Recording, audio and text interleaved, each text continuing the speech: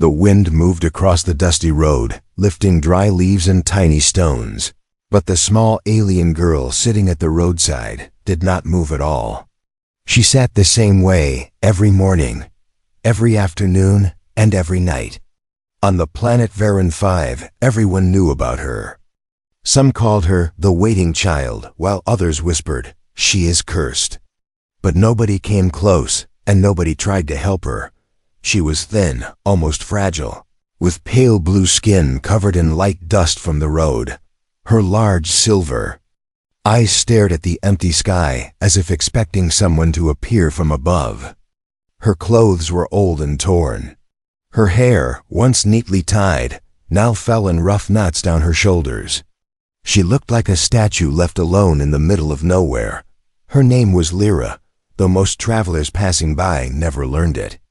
They walked around her, careful not to disturb her. Some felt pity, others fear, but no one stopped. They only looked and moved on. For years, people had seen her in the same spot, sitting on a stone, waiting quietly. Lyra always whispered the same words under her breath. "They will come back." They promised, I must wait. Nobody knew who they were, but Lyra knew, her parents.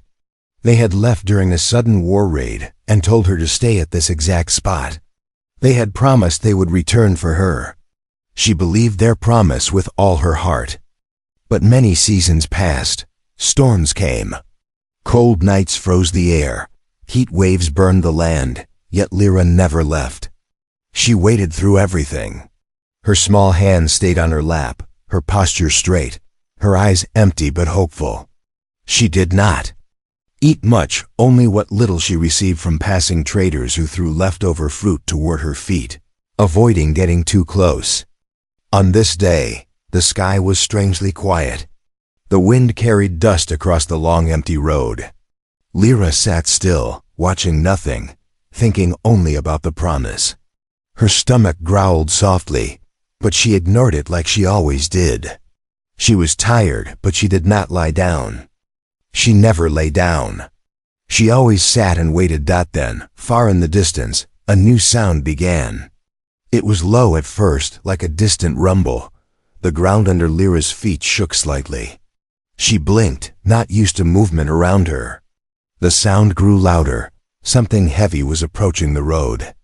It was a human cargo rover. Humans rarely came to this part of the planet. They usually stayed near their own colony far away. But today, a single rover moved directly toward her. Lyra did not rise or turn her head. She only watched as the large machine slowed down. Inside the rover was a human named Evan Hawley, a supply worker traveling between outposts. He was tired and hungry, ready to finish his day.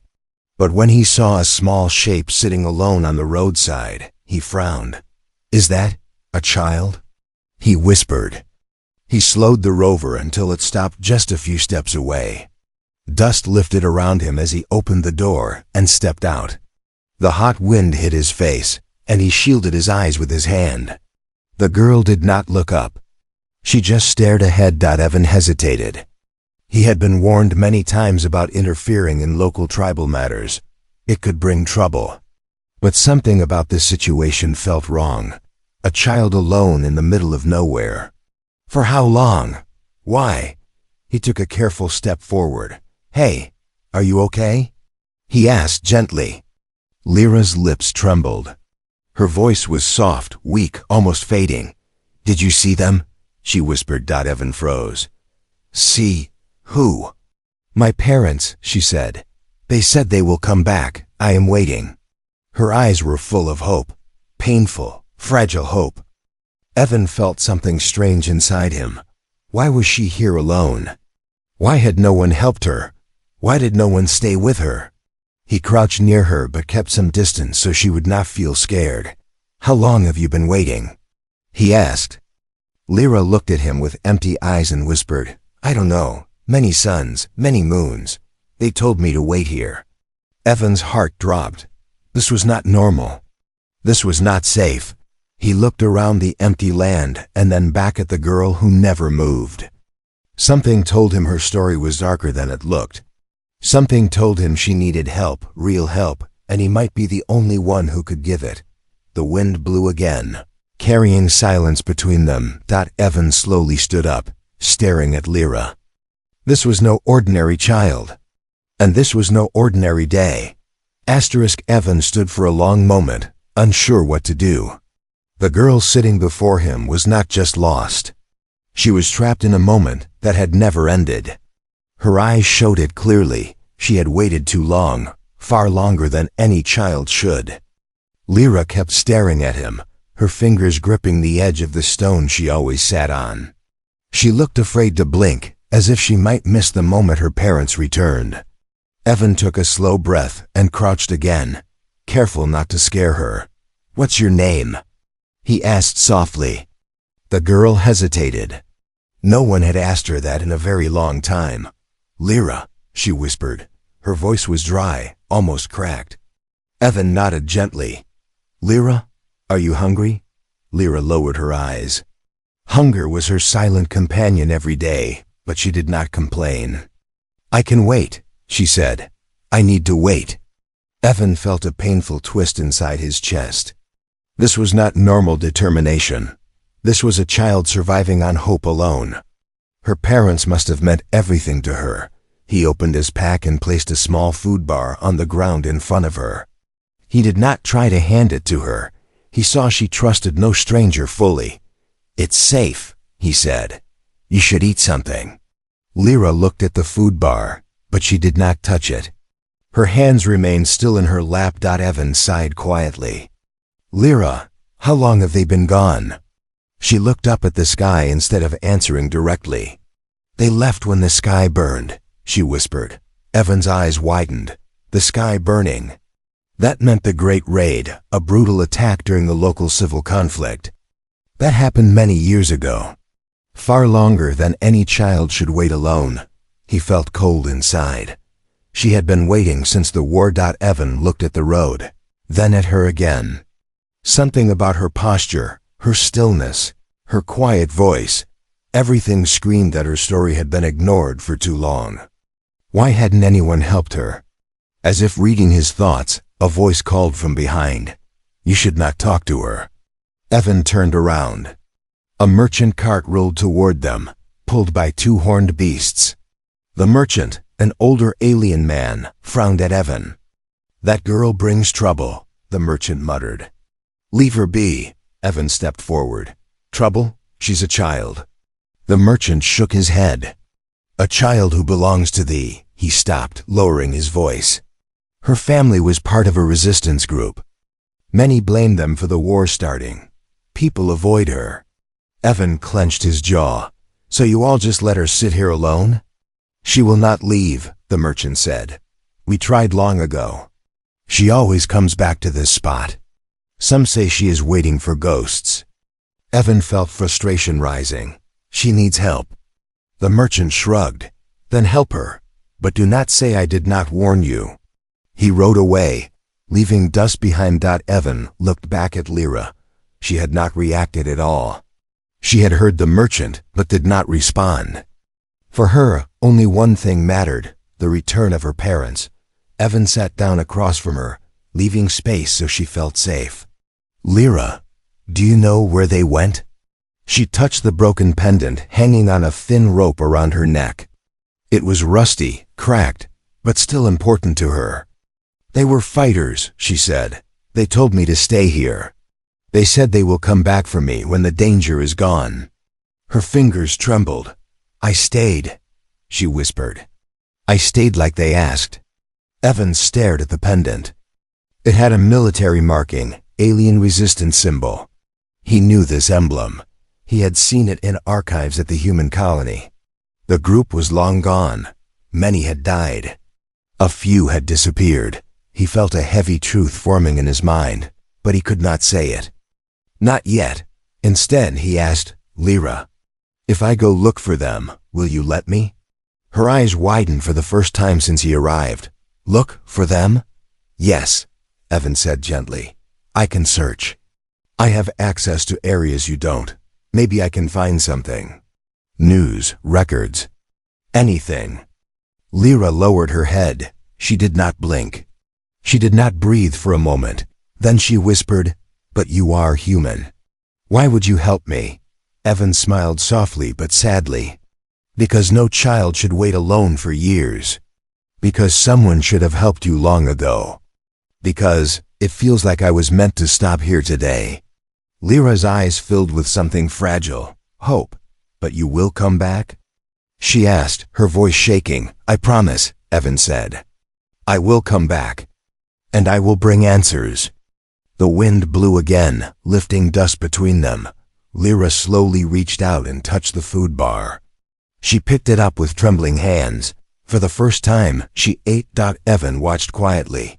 He had made a promise, and he felt the weight of it settle heavily on his shoulders.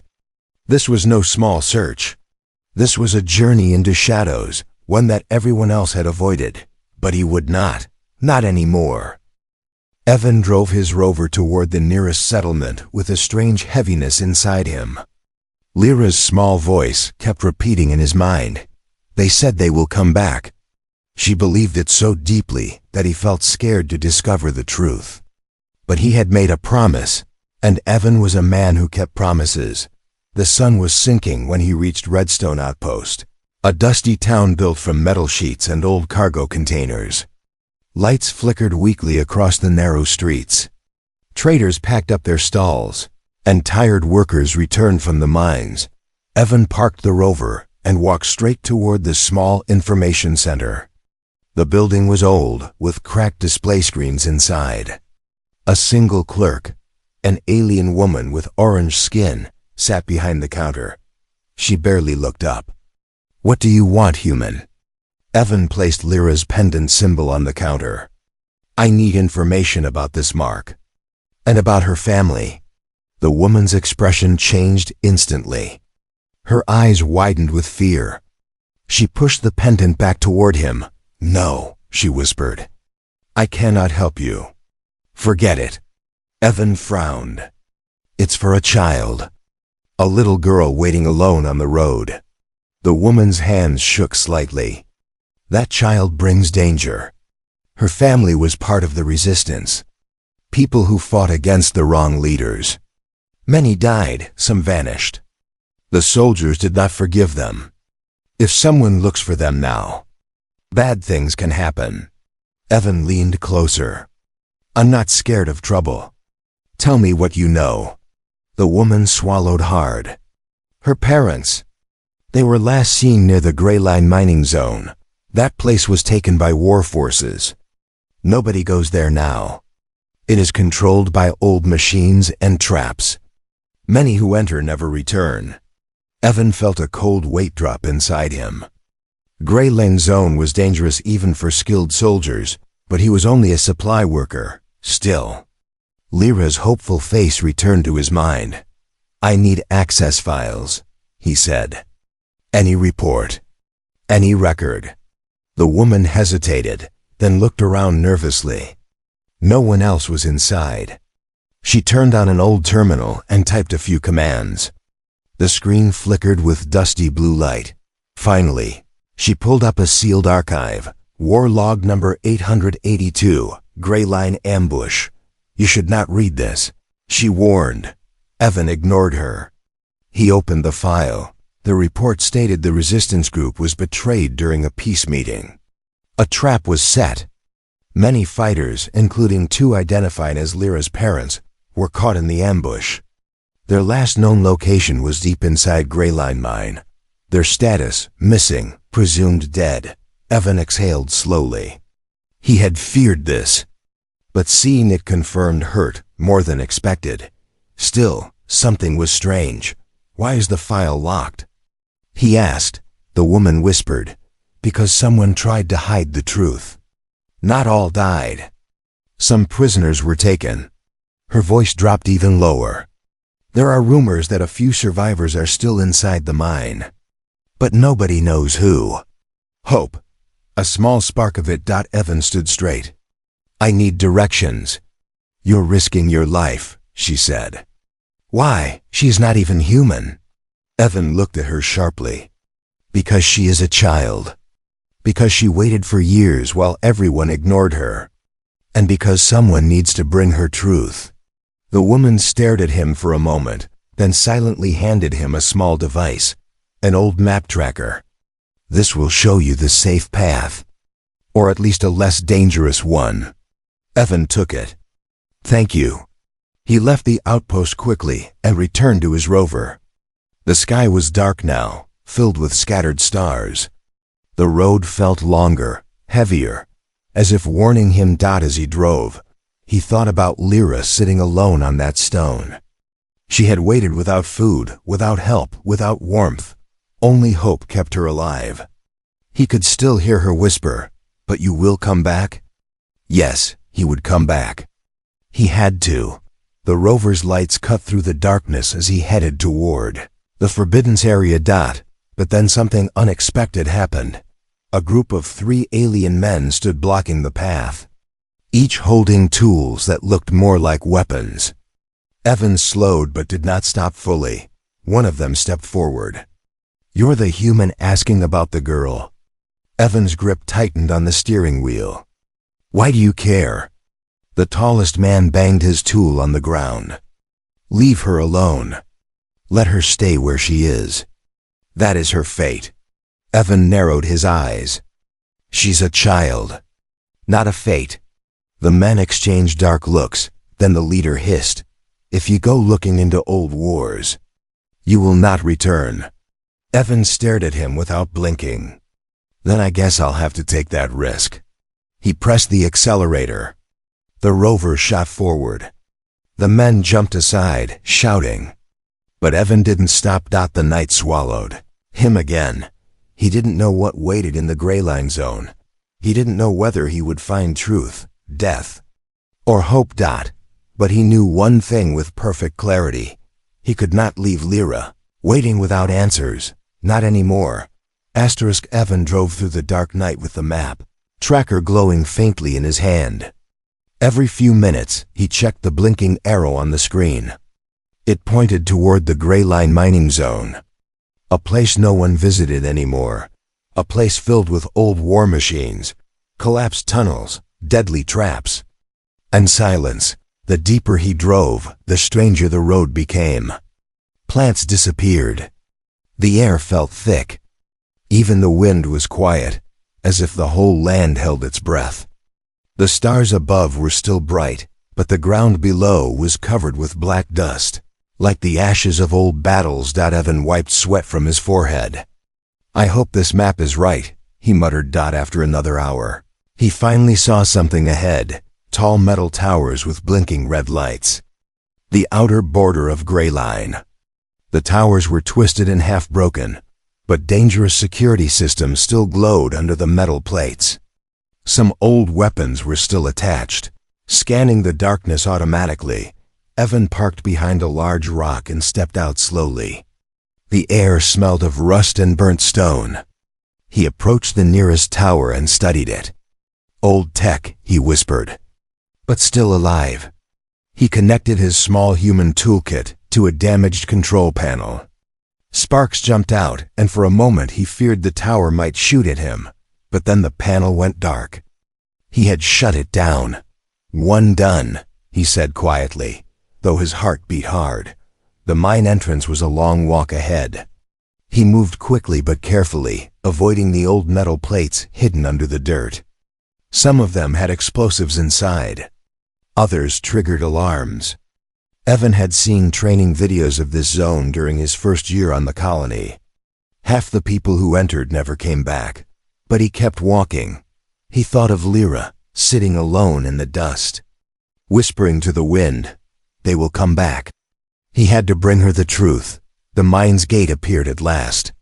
It was tall, heavy, and partly open, as if someone had forced their way through long ago. The darkness inside the tunnel was deep and cold. Evan used a small handlight and stepped inside. The first thing he heard was dripping water. The second thing he heard was metal scraping. Evan froze. He lifted the light higher. Shadows danced across the large stone walls. There were broken vehicles, crushed helmets, and torn flags of the resistance. Everything showed signs of a terrible fight. He moved slowly, one step at a time. The tunnel opened into a large chamber. In the middle of the room stood a long row of empty prisoner cages. Chains hung from the ceiling like dark vines. Evan approached one cage and touched the bars. Cold metal. Scratches, marks of struggle. He whispered, "Lyra, what did your parents go through?" Suddenly, something shifted behind him. Evan turned fast, light raised. The beam fell upon a figure, weak, old, leaning against the wall. An alien man. His skin was gray and cracked. His eyes tired, but still alive. He looked like he had been trapped here for years. "Don't be afraid," Evan said softly, stepping closer. "I'm not here to harm you." The old man stared at him for a long moment, then nodded faintly. "A human. Brave or foolish," he whispered in a rough voice. Evan moved slowly to support him. "I'm looking for information. About 2 resistance fighters. A husband and wife. Their daughter is waiting for them." The old man closed his eyes with a painful expression. "The little one. She still waits?" Evan's heart tightened. "You know her?" The man nodded. "I knew her parents. Good people. They fought to protect the weak. They saved many. Even me," Evan swallowed. "Where are they now?" The old man looked at the cages. "They were captured here. Tortured for information. When they refused, they were taken deeper inside. To the lower tunnels. Are they alive?" Evan asked, voice full of tension. The old man looked at him sadly. "No, they died. Protecting others." Evan felt his chest tighten painfully. He thought of Lyra's hopeful eyes and her small, trembling voice. How will she hear this? But then the old man lifted a shaking hand. "But they left something." Evan blinked. "Something for Lyra?" The old man nodded. He reached slowly into a crack in the wall, pulling out a small crystal, glowing faintly blue. "This," he said, placing it into Evan's hand, "is their last message. They begged me to keep it safe, to give it to their daughter if someone ever came." Evan held the crystal carefully, as if it might break. Warm light pulsed from inside it. A message from her parents. A message left in the darkness of a mine where hope died. Evan whispered, "Thank you." The old man smiled weakly. "Tell the child. Her parents loved her more than life. And tell her she must not wait anymore." Evan nodded, helping the man sit more comfortably. "I'll take this to her. I swear." He looked at the deep tunnels ahead, filled with darkness and loss. He did not need to go further. He had what he came for. And more important, he had the truth. He turned and began walking back toward the surface, holding the crystal tight. Outside, the night air felt different. Colder, heavier. But Evan's steps were firm. He had a message to deliver. A promise to keep. And a little girl waiting in the dust for answers only he could bring. Asterisk. Evan left the mine with the glowing crystal held tightly in his hand. The cold night air touched his face, but he hardly felt it. His mind was full of Lyra, the tiny girl waiting on the roadside with her fragile hope. He kept seeing her silver eyes asking, "But you will come back, right?" He had promised. And now he had something she deserved to hear. As he reached his rover, he looked back one last time at the mine entrance. The shadows inside felt alive, full of forgotten pain. The old prisoner was still resting in the corner, too weak to move. Evan whispered a final thanks and climbed into the rover.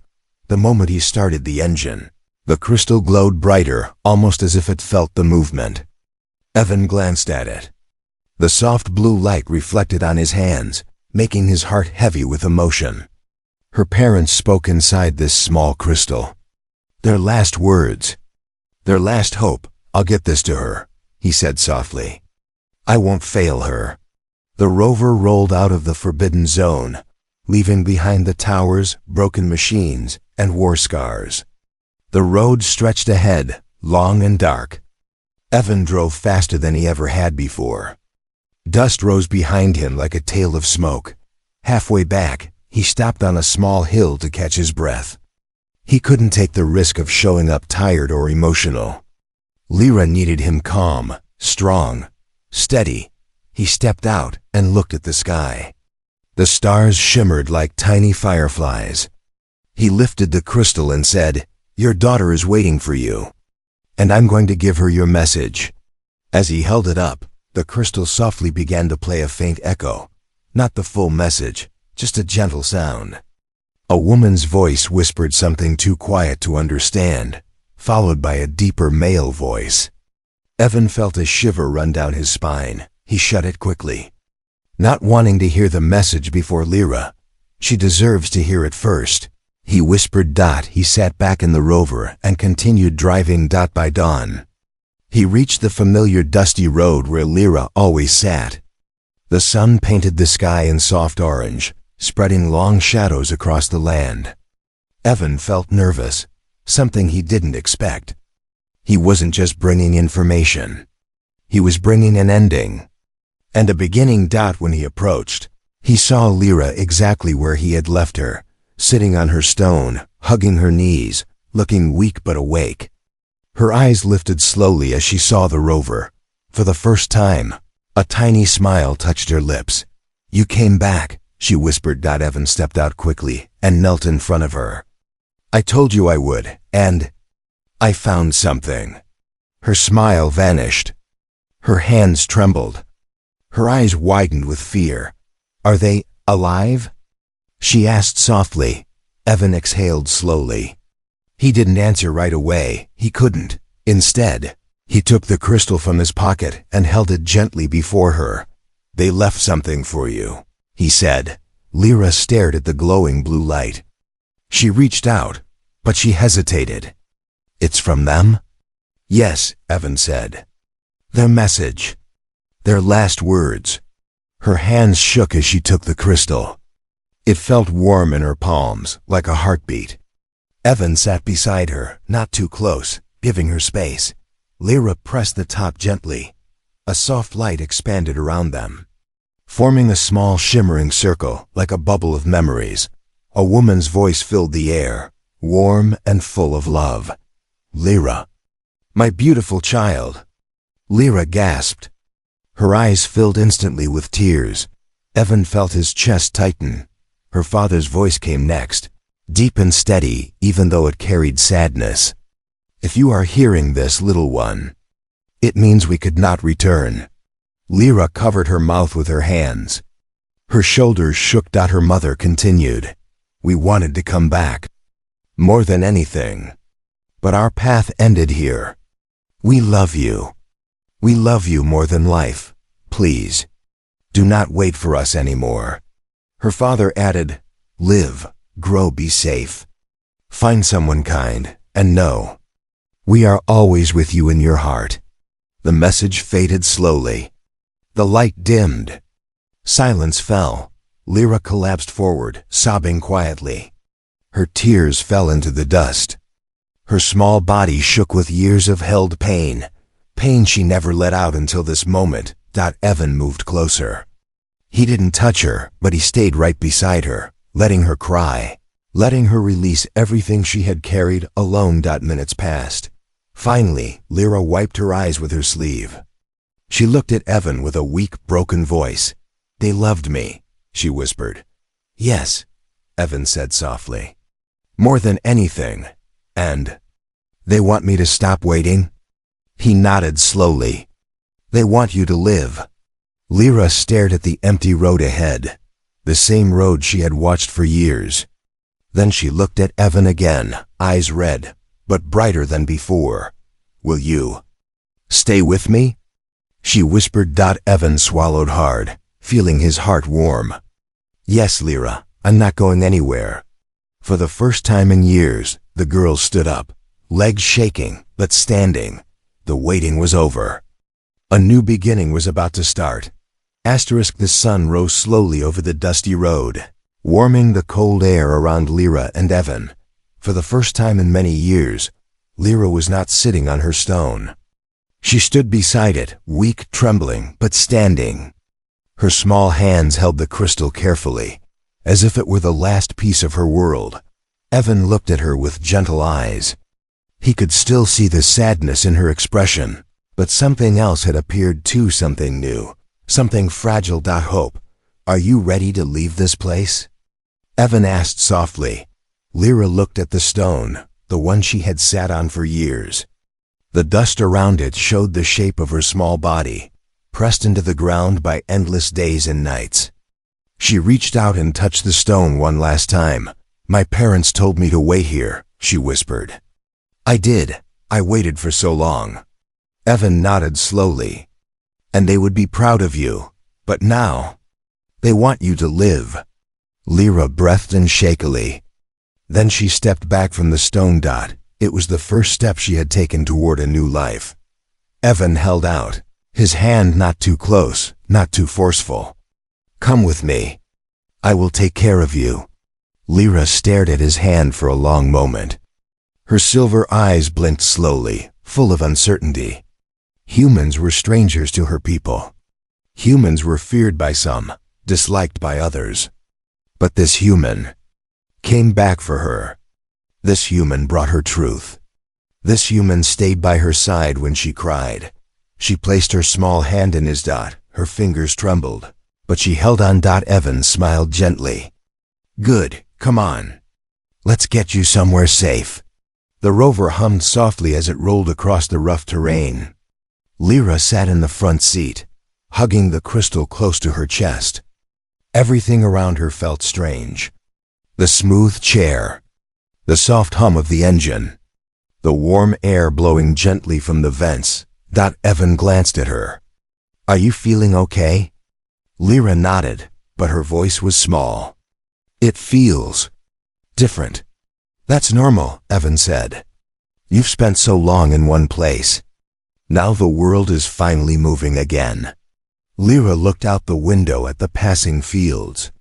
She saw things she had forgotten existed: birds flying, small animals running between rocks, sunlight glittering over metal ruins. She pressed her hand against the window, watching the world blur past her fingers. Evan could see her confusion, but he also saw wonder. Slowly, carefully, he spoke. You don't have to be alone anymore. Lyra turned her head. But where will I go? I don't have a home. Evan felt a sting in his chest. She said it so quietly, as if the words themselves were afraid. Well, he said with a gentle smile, you can come with me. To the human colony. I have a place. It's small, but warm. You can stay there until you're comfortable. And if you want, you can stay longer. Her eyes widened a little. With you? Yes, Evan said simply. Only if you feel safe. Only if you want to. Lyra looked down at the crystal. My parents said I should find someone kind. Evan's heart warmed. I'll try my best. By noon, they reached the human settlement Fort Haven. It was a small town with simple homes built from metal and stone. Children played near a fountain.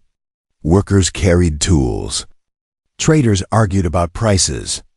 It was loud, busy, alive. Lyra shrank back in her seat. So many people. It's okay, Evan said softly. No one will hurt you here. He guided her out of the rover. Some people stared. They were not used to seeing alien children in the human zone.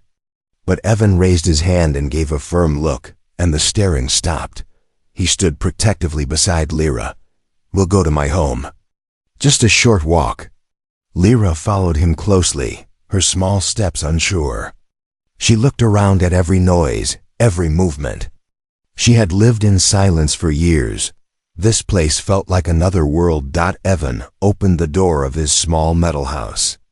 Inside, everything was simple: a bed, a small table, a heater, shelves with tools, and a kitchen unit. But it felt warm and safe. This is yours? Lyra asked. Ours, Evan corrected kindly. If you want it to be. Lyra looked around slowly. Her eyes landed on the heater, soft, warm air blowing out. She walked to it and held her hands over the warmth. She let out a soft gasp. "It's warm," she whispered. "You can sleep inside tonight," Evan said. "And eat real food. And rest." Lyra turned toward him. For a moment, she did not speak. Then she whispered something simple but powerful. "Thank you, Evan." He smiled. "You're welcome, Lyra." She walked to the bed and touched the blanket carefully, as if checking if it was real. For the first time in her life, she felt safe. Evan watched quietly, feeling something he hadn't felt in a long time, a purpose. He didn't know what the future would bring, but he knew one thing: Lyra would never sit alone on a dusty roadside again. Not while he was alive, asterisk. The first night in Evan's home felt strange for Lyra. She lay on the soft bed, staring at the small heater glowing warm yellow in the corner. The walls didn't shake with wind. There was no dust stinging her eyes, no cold biting her skin, no empty silence swallowing her thoughts. For the first time in years, she slept. When morning came, she woke slowly, blinking at the gentle light coming through the window. Evan was sitting at the small table, fixing a metal tool with quiet focus. When he saw her awake, he smiled gently. "Good morning, Lyra," he said. Lyra rubbed her eyes. "I slept." "Yes," Evan said warmly. "And there's food on the table." She walked over carefully. On the table was a warm bowl of grain soup, simple but fresh. Lyra touched the bowl lightly, almost unsure. "It's okay," Evan said. "Eat." She took a small spoonful, tasted it, and froze. Warm, soft, real. She took another bite. And another. Her shoulders relaxed for the first time in a long time. Evan watched quietly. He didn't talk much while she ate. He wanted her to feel calm. After breakfast, he showed her on the small settlement. Children played nearby, laughing loudly. Lyra stood behind Evan, half hiding. She wasn't sure if they were safe. One human child waved. "Hi." Lyra stepped back nervously. Evan placed his hand on her shoulder, steady and calm. "It's okay. They're friendly." Lyra held the crystal close to her chest. She didn't speak to the children yet, but she didn't run either. That was progress. Days passed. Slowly, carefully, Lyra learned new things. She learned how to turn on the heater. She learned how to drink warm tea without spilling it. She learned that food came every day, not once in many days. She learned that Evan was always nearby, working, repairing tools, cleaning his home, but always ready to answer her soft questions. And she learned that when she woke up from nightmares of the mine or the dusty road, Evan would sit beside her and say softly, "You're safe now. I'm here." As time passed, Lyra's hair became cleaner, her skin brighter, her voice stronger. She began to speak more, laugh sometimes, and explore the world outside the door. Evan would take her on short walks through the settlement. She loved watching the fountain water dancing in the air. She had never seen something so alive. One day, she pointed at it. "It looks happy." Evan smiled. "Just like someone else I know." Lyra blushed lightly and looked at the water again. A month later, a group of alien visitors arrived at Fort Haven, diplomats from Lyra's tribe. They came to discuss peace with the human leaders. When they saw Lyra, they were shocked. "That is the waiting child," one diplomat whispered. "She survived?" Another gasped. "She is with a human?" Lyra stepped back nervously. Old memories of being ignored, feared, or judged made her heart race. Evan moved protectively in front of her. "She's safe," he said firmly. "She's with me." The diplomats looked at Lyra again, this time not with fear, but with sadness and guilt. One older alien bowed his head. "Child, your story reached our tribe long ago. We believed you were lost. We are sorry." Lyra clutched Evan's sleeve tightly but managed to speak. "I waited for them. For so long. The diplomats lowered their eyes. Your parents were heroes, and you survived like them. Evan placed his hand gently on her shoulder. And she has a home now. The diplomats exchanged glances. One stepped closer and asked softly, Child, do you wish to return to your people? Lyra looked up at Evan. Her eyes were full of a question, but also an answer she already knew. She took a long breath. I want to stay. With him. With Evan. The diplomats bowed respectfully. Then we honor your choice. Evan felt warmth fill his chest, deep, heavy, meaningful. Lyra wasn't choosing a place. She was choosing family. As years passed, Lyra grew stronger, smarter, and kinder. Evan taught her everything he knew: tools, machines, reading, writing. She learned fast, much faster than human children. Her mind was sharp, her heart gentle. People began to admire her. She soon became a bridge between her tribe and the humans. She spoke at meetings, spreading peace and understanding. Her story of waiting, of loss, of hope became a symbol across two worlds. The girl who never moved had become the girl who moved nations. And one quiet night, after another successful meeting, she stood beside Evan outside their home. She whispered, Do you think they see me now? My parents? Evan looked at the stars and nodded. Yes, Lyra, they see you. And they're proud. Lyra leaned her head gently against his arm. Thank you. For finding me. Evan smiled softly. Thank you. For trusting me. She looked at him with warm silver eyes full of love and gratitude. You're my family, she whispered. Evan placed a gentle hand on her head. And you're mine. Under the quiet stars of Fort Haven, a human and an alien child stood together, no fear. No separation, only a bond forged by kindness, courage, and hope. And that was the greatest HFY moment of all. *The end.